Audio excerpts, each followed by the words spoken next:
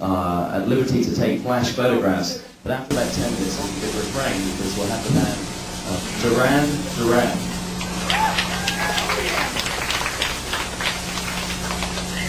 And I think for the question and answer session, what we need is some raised hands. And I'll be choosing the hands and we get to ask everybody.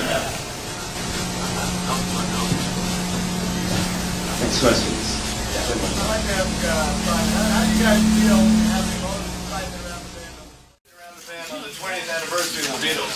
How do you feel about that? The 20th anniversary of the Beatles and all the excitement concerning Duran Duran, Simon? Well, it is a bit of a coincidence, but I think this Duran Duran Beatles thing's been laid on a bit heavy. The Beatles is something which happened 20 years ago, and it's never going to happen again. We're interested in making our own history, not rewriting anybody else's. This lady down here.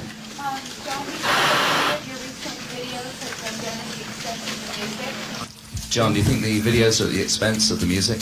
No, I don't think so. I think probably with the last album we probably spent more time on the music than we'd ever done before. I think when we were doing things like Save a Prayer and Hungry Like the Wolf, we were probably attaching more importance to the video. Nowadays I think it's, I don't know, it's probably more secondary to the music now because so many other people are doing it. Steve, did you have a question? For all of you, with Simon, who would start, we know the upside of success you guys are doing real well. But what's the downside? What's that about? Is there a downside to the success that Duran Duran is having right now? Getting up. Japanese photographers jumping out of your wardrobe. Yeah.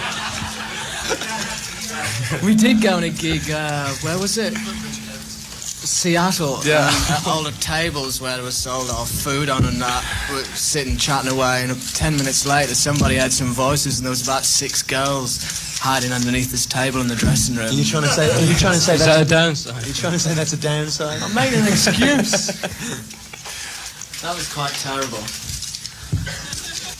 You guys are interested in putting the Beatles comparison thing to bed, and I can understand why, but still in all the periodicals and Rolling Stone calls you the Fab Five, and there are so many striking similarities. Could you compare and also contrast the differences between the two eras? Well, for a start, I think the Beatles, it was 20 years ago, and we're talking about today, and we're very much about today. We're not digging up any history of anybody else. And our songs aren't similar to the Beatles. We don't look like the Beatles. We don't even come from the same place as the Beatles. And the only thing that I think the whole thing started from was some of the more hysterical audience reactions that we've been receiving at some places. That's the only thing I could possibly say was anywhere near similar. The Beatles was like, I mean, we are a musical group. I think the Beatles were coming from it was a whole culture change, and you know that it had more to do with history than it did with pop music. It was something that had to happen to the world. It wasn't just music. And Flattered by the comparison, or would you rather just plain not ever hear it again? No, we're flattered by it. it could have been I'll tell you what's worse. It could have been Spandau Ballet. That'd be really bad. Okay, we got a lady at the back with blonde hair been waiting. Well, since you're saying you're not inviting Beatles comparisons, why did you pick this particular day to have your big-scale restaurant? Well, because we're here. Coincidence. It just happens that we're playing gigs here at the moment. And What is the relevance of today? It's 20 years ago today that Sgt. Pepper taught the band to play. No, that they arrived at JFK. Is it? We're not at JFK. We didn't know that. It's the wrong coast. Okay, there's a guy over there. Did you ever ask Capitol Records not to compare you to the Beatles? Did we? Did you ask Capitol not to compare you with the Beatles? No. No, we didn't ask them. We didn't know they were, to be honest. Do you think we should? There was a gentleman down here who had a question. Okay, one question. Everybody seems to be concentrating on comparing to the Beatles. You give the impression you don't want to particularly talk about the Beatles. What do you want to talk about? What would you like to talk about rather than the Beatles? What do you want to know? What's important to you today? What's important to me today is getting on stage tonight and putting on a bloody good show for you guys. Okay, one more. I notice a lot of funk in your music. Who would you attribute that to? Any particular group? What inspires the funk bass in the music? I'd say Chic were the biggest influence. We spent a lot of time in nightclubs when we first started, and I think Chic was the biggest influence. Okay. over there. Describe your own success. How would you describe your Nick. old success? Your success, Nick. Well, I think we've paced things quite well, and we're very proud of what we've achieved so far. It happened a lot quicker than we thought, but fortunately everybody's managed to keep a level head about it, and we're all pleased. Lady over there. Yes, I'd like to know if you're planning to score for motion pictures. Would you score motion pictures? Write the themes for them. That's scoring. That's something that we In the future, I think it's... Call it Yelp. I wouldn't... when we get more time. Okay, lady back there. Yeah. Have more female fans as opposed to male fans? Do you think you have more female or male fans? I don't know, I've never counted them all up. Yes. Yeah. Yeah. What do folks back in Birmingham and Newcastle think about you guys now? Yeah, what do the folks back home think of Duran Duran? drink. Yeah, costs a fortune to buy a round of drinks. When we go back to Birmingham, and Andy goes back to Newcastle, and it's great. We've got a lot more friends than we used to have, I guess, or a lot less, whichever way you look at it. And we have a good time when we go there. I think there's obviously a certain amount of people that have changed their opinions of us, but we're still the same people, and we still go and see our old friends there, and it's great. We could ask the photographers just to stop taking flash photographs. Do you think that you might have had the success in America you've had without the huge promotional campaign? I don't think... Do you think needed a promotional campaign? Are you trying to accuse us of hype? I don't think there's... We didn't have a promotional campaign. I don't think we've ever had a promotional campaign until now. When you're on Capitol Records, you don't get promotional campaigns. This gentleman here. Promotional campaign. We've toured in this country twice before, or 3 times before actually, twice on our own and once with Blondie. And I think that's where we gained our original foothold. And then later on we started getting a bit of play on MTV, which kicked the radio stations into gear. And finally people picked up on us. I think that's And then why. we got a promotional campaign. Okay, this gentleman at the front. Have you, as one of the fans, or going to ever adapt your music on record on to the benefit of the video? Do you ever write the music for the videos, or have you? No, it's not a good thing to do, because you see, I mean, we are based in music, that's where our hearts lie. And if we started concentrating more on the visual, the songs would suffer. And I don't think it would be a very credible thing to do. It wouldn't be a good thing. Played an important part, though. Sure, I mean, it's where we really kind of made our name. It's only the icing on the cake for us, though. We spend about 6 months recording, we're spending about 6 months touring, and we've probably spent about a month doing video albums, so it's very much a small part of what we're doing, really. It's just the icing. Yeah, this gentleman here. You all have been really the first big group that has hit on MTV and broke away from the band on a stage type aspect of doing your videos. Anybody in the group Is there one individual in the band who is behind the Duran Duran videos we see on TV? Very democratic. No, we're all very creative. This gentleman here. Especially me. I'm very creative. I'd like to know why the decision was made not to perform in San Diego or San Francisco. No, that hasn't. Ah, well, you're wrong, because we are. Yeah, I mean, the chances are, in fact, the reason we didn't play San Francisco in this leg of the tour was quite simply there wasn't a date available while we were in that area. But hopefully, after we've played over on the East Coast, we're going to come back to the West Coast and try and fill in with San Diego and San Francisco and a couple of others. Okay, gentleman down there. Okay, who's the humorist in the group that brings everybody back to their senses and makes them go crazy? Humorous. Who is the strongest sense of humour? Maybe backstage you make everyone laugh and bring you all back down to earth. None of us, we're all miserable. No, we hate each other. You've been compared with glam rock, but your lyrics are rather strange. What influences your lyrics? What influences? Whatever I was thinking about when I get up in the morning. Lipstick. Goldfish bowls, you know. Oh, anything I'm thinking about. I mean, Okay, there's a gentleman way at the back there with the tie on. okay, excuse me. Oh, I'm sorry. No, I mean lyrics is a very personal thing, and it's, you know, I've never tried to actually sort of pick certain areas or subjects to write songs about. Just what's that We've all about? been waiting for. Yeah, it's about I'll tell you. Yeah, it's Well, the snake is the union of the snake is the union of the snake and the man. The snake symbolises a kind of subconscious power, force, strength, and the song is really about the fear that the subconscious is breaking through the dam between the conscious mind, which separates it from the conscious mind. And this is a little daydream I had, yeah. What morning was that? Pardon?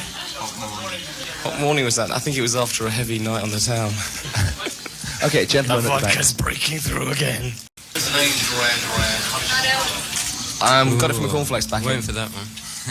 No, it came from a film, a 60s science fiction film called Barbarella. There was a character in that film called Duran Duran, who was in fact an evil sex fiend. My liege. But then again, Just like Nick. Don't tell me. Why did you? Because it didn't really mean anything, and we just liked the sound of it. And It was individual, it could become us. We didn't want a name that meant anything else or that was easily relatable to anything else. Have been known to actually hit the top of the charts before they even get to the record store. What does that do to the creative process? What does it do to creative? Well, we don't actually write songs anymore. We just put out titles and tell them that we're gonna release a certain song, and it hits the charts, so we don't have to do any work. How'd you feel about the censorship on the first Girls on Film video version? Loved it. Great publicity. Yeah. Best publicity we have. I think that it needed censoring for national television, obviously. It wasn't shown on any stations where kids could watch it, and that was good. It was mainly made for clubs. It was a 12-inch video for 12-inch screens in clubs to be synced up. We made it for our own private viewing. For Simon's private view. You guys said that, been quoted as saying that you aren't just another bunch of pretty faces, that your music has something to say. What do you think we ought to gather from all this music? What is it saying? What does your music say? Well, firstly, I think we have... Hello. We have a very positive thought of our own, that we believe that you should do something for yourself and move forward instead of sort of being taken by all the gloom and everything else. We're just saying we're about entertainment, and we're about sort of private enterprise and doing something for yourself instead of being pulled down by everybody else. Well, your success comes quickly. It had it not been for MTV, do you feel? Not America. No, I mean the thing was, we came here the first album when we'd broken a lot of other countries in the world, but we hadn't broken through in America. And the reason was that nobody even knew who we were. We couldn't get through to anybody. The radio stations had very strict programming, sort of REO Speedwagon, The Doors and Led Zeppelin, I believe. And the television shows didn't want to show us either. The advent of MTV, they had a more open mind and wanted to show new bands. And when they did, then the radio stations picked up on us. A lot of people heard us, and Hungry Like the Wolf broke through. I think MTV had to play people like us because when they started, they couldn't adopt the same musical policy as FM radio because videos didn't exist for Stairway to Heaven. That's you right. know, and so they had to have new music, and I think that's. Well, they do now. Well, they do now. Lady at the front. How did you guys get involved with We did our very first video, Planet Earth. We were introduced to him, and that was at a time when we didn't know very much about video, and he was very up and coming. And he did that one. We switched around a little between a couple of other directors, Godley and Cream, and a guy called Perry Haynes did Careless Memories, which we weren't very pleased with. So we reverted back to Russell. At the moment, Russell's tied up with his first film, Razorback. So he didn't do the last video, but I'm sure we'll be working with him in the future. Next question, over there. There's been such a lengthy interchange between styles based in Europe and the United States. The Beatles had their American influences. Do you see yourselves absorbing any of the American? Do you have American influences? Sure, I mean, for a start, there's a kind of funky element in our music, which is pretty well based what started over here.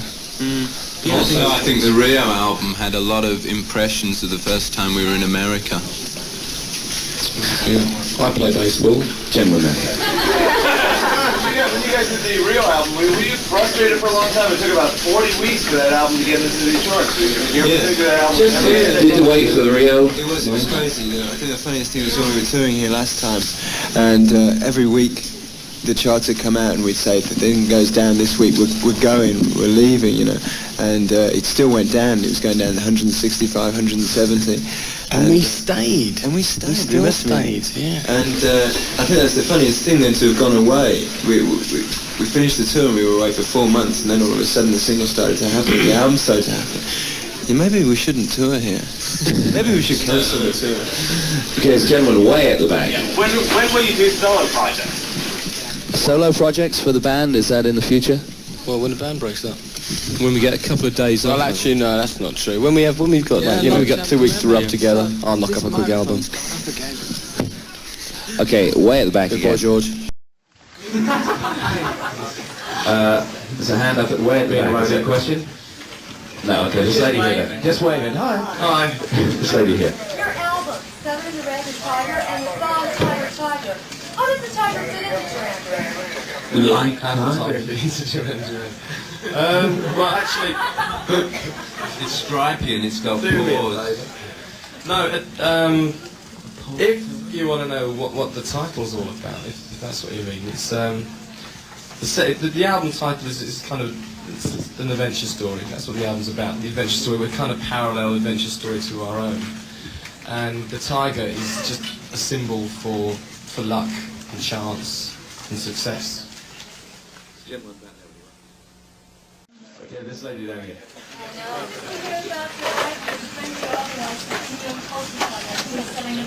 Was there a rivalry between you and Culture Club over record sales? No, we call it healthy competition.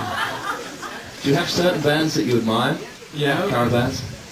I really like Talking Heads. Talking Heads? I like Big Country and U2. I like Big Country. I think Bo, because he's been around for so long. Yeah. I do like the Billy Idol album. I like the Billy Idol. Yeah, me too.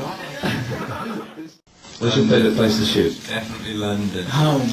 Sri Lanka. I mean, everybody thinks they look really sort of glamorous and everything, but I tell you, when I was on the yacht in Antigua doing the Rio video, I'd never felt so sick in my life. Okay, gentleman at the front.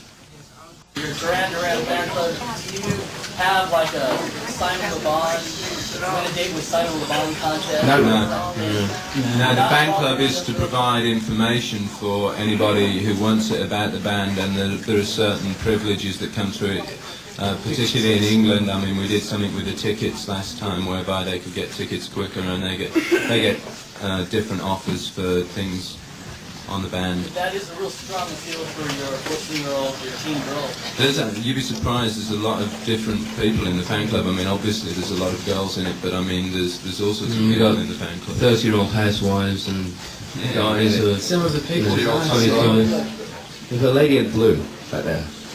Yeah. Do you participate directly with your fan club, or do you have someone who does all this for you?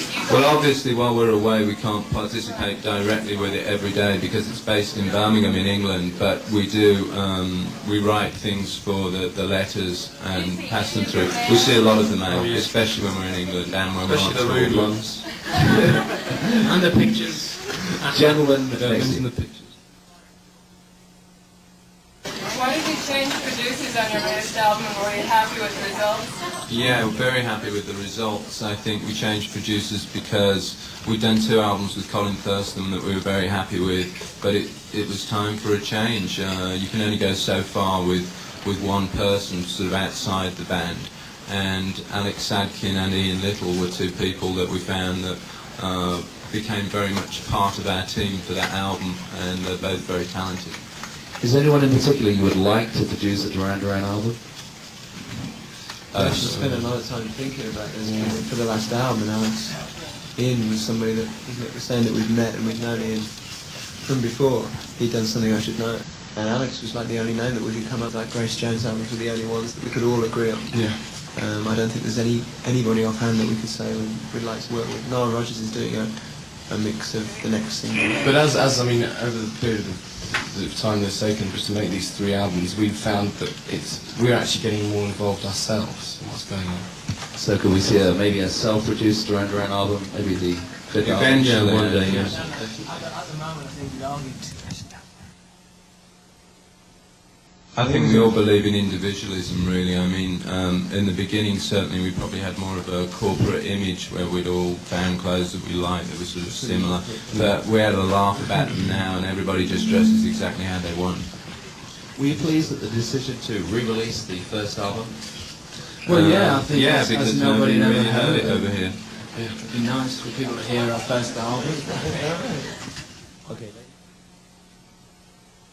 Well, Los Angeles is always ahead of everywhere else in America for us.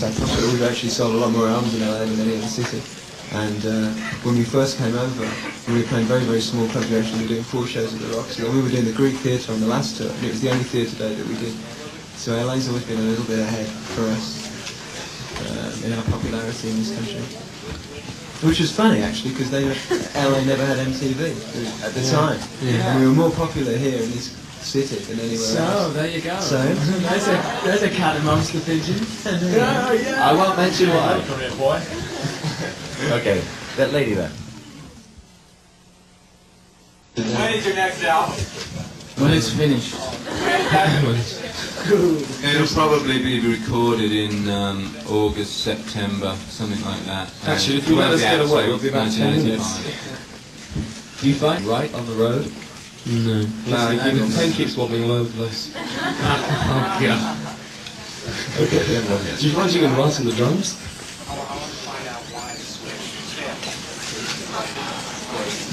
Lead guitar and then you switch down to bass. So you should have heard the guitar. What was the reason for the switch? No, I mean, it's just the direction that we were talking about what we wanted to move. Everybody was hung up on like a Mick Jones or Joe Strummer thing at the time, and everybody was playing lead guitar, and all the bass players were going, we're trying to play like Sid Vicious, which wasn't what we really wanted to do. So rather than find anybody who was into playing bass with a degree of precision, you know, I didn't do that. No, but basically you should hear me play guitar. He still plays with his first. I only used to play guitar with 4 strings, like one finger at a time. Your new video, which we were just showing before you came on, I was wondering if there's any particular inspiration behind it, because just seeing it once, I got a lot of images, like I thought of the Nazis and the ghetto and all this other stuff. I really got that. Yeah. Was there an inspiration? Well, it's about revolution, and the video is a kind of parallel of that. It's about waiting for something and actually having it happen. Something you're looking forward to, something that you want to happen. And the video is really kind of about overthrowing the greyness and putting some colour back into life, which is probably what this band's all about anyway. Gentleman there. Do you feel that your fashionably good looks have played a significant role You're not reading that, are you?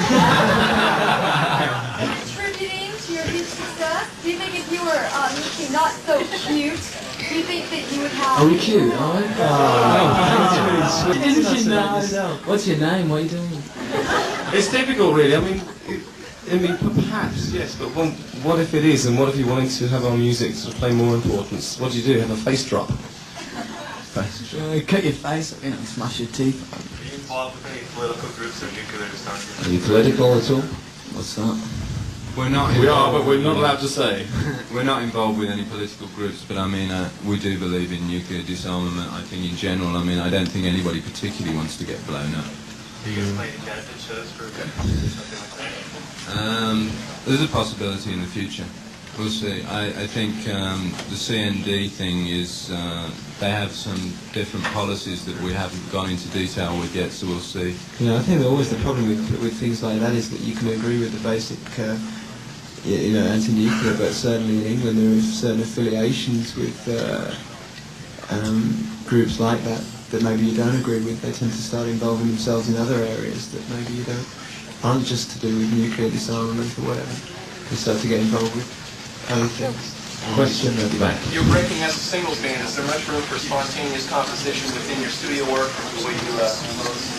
I think all of it is spontaneous, so that an actual idea isn't something that you sort of sit down and go, wow, what am I going to do today? I mean, something eventually will come up and it'll be a good idea and that'll be it. It'll be very clean cut, very simple and very spontaneous. However, you can't just sit around and have all these great ideas flowing into your head, so there will be periods of dormancy. I mean, when you go into the studio and you haven't got a damn clue idea what you're going to do in there, you've got to be spontaneous.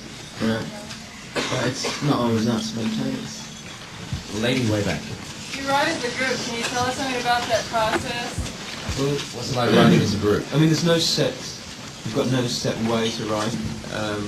We've always said that. I mean, there are certain songs that Simon may have a piece of, words that we put to music, or then again it may come from we may just have had a few drinks and we may be playing about in the studio and getting a groove and basing it on that. There's a million ways. I think the major reason we can credit to the whole band is because every person sort of looks after their own part, and when the whole song comes together, although it may have been based on some chords that I had or Andy had or Simon had, overall, with everybody else's parts, it becomes very much a band composition. Again, way at the back. Okay, in your writing process, does the demographic, does the business end figure into it? Do you actually shoot for your audience, or do you just come off the top of your head, whatever sounds? Do not whatsoever. Probably Rio was made as an album for people that liked the first album. We made an album that hopefully they would like, but I think this album and the Ragged Tiger we very definitely made for ourselves. I think if we wanted to make an album full of girls on films and kind of else, we could have done, but we wanted to make something a little bit more. Does the business end figure into it? No, really. I can't even spell business. I don't think you can do that within creativity and music, because if you do, then, I mean, what if you got it wrong? How are we to know who we're going to sell directly to with a song anyway? I don't think you can do that. I think it's bad if you do, think, okay, like, let's write this good chorus and we'll get paid more money. You never get paid anyway, so it doesn't really matter. Got time for 3 more questions. I wonder if I could ask you to tell me, coming down the line, Andy, John, Simon, Nick, Roger, when did you learn an instrument? I learned to use my instrument when I was... And most successful at it? 5, actually, but it was plastic at the time.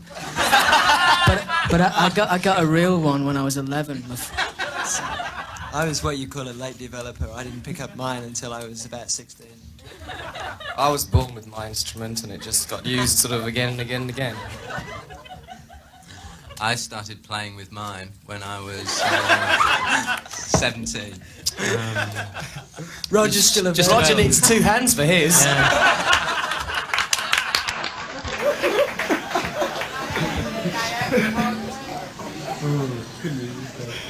That's a great way to end. I mean, It's always good to end on a serious note.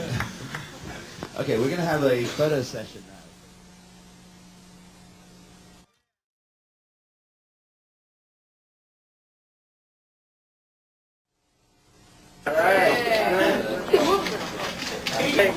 Missed that.